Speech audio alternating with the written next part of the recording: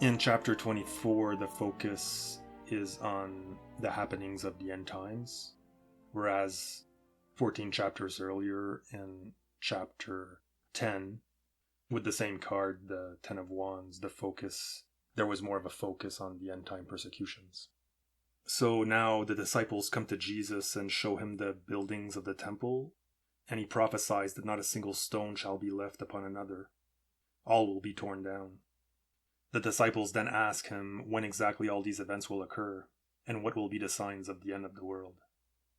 He warns them to be careful not to be deceived, for many will come claiming that they are the Christ. And he tells them not to worry about wars and rumors of wars, because this won't yet signal the end. First, nations everywhere will rise up against one another, and there will be famines and pestilences and earthquakes, and these are just the beginnings of sorrows. And there will be many false prophets, and the followers of Christ will be persecuted and killed and hated by all nations. And it's those that endure until the end that will be saved. And the gospel of the kingdom will be preached throughout the whole world, and then the end will come. And when you see the abomination of desolation spoken of by Daniel, then those that are in Judea will flee to the mountains. And there will be great tribulation, such as has never happened in the history of the world, nor will it ever again. And these last days will be shortened. I use here as a mnemonic device a shortest straw reference, like when we try to single someone out, but here it's for the better. So he says, and these last days will be shortened for the elect's sake, otherwise no one would survive.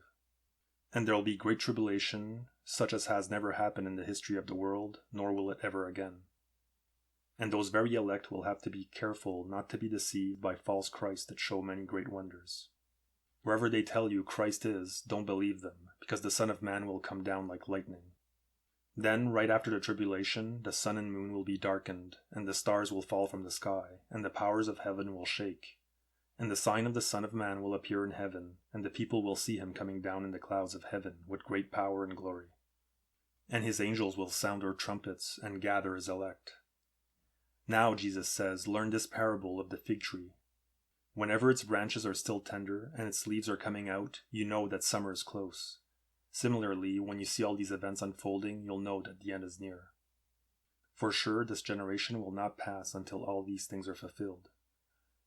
Heaven and earth will pass away, but not my words. And not even the angels will know when all this will occur, only my Father. And it will be just like in the days of Noah. That is, people going about their usual routines. Indeed, if the man of the house knew when the thief was coming, he wouldn't get robbed. So always be ready for the coming of the Son of Man. For those who aren't ready, there shall be weeping and gnashing of teeth.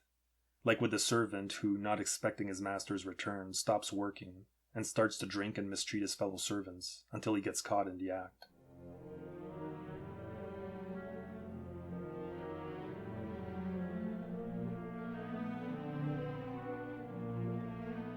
In chapter 25, we have more parables. It begins by Jesus likening the kingdom of heaven to 10 maidens, who with their oil lamps went to meet their bridegroom. 5 of these maidens were wise, having brought extra oil with them, and the other 5 were foolish, having brought none. As it's getting very late, the maidens fall asleep, and at midnight the bridegroom finally arrives. The foolish maidens, having run out of oil, and being refused by those who brought extra, run out to fetch more.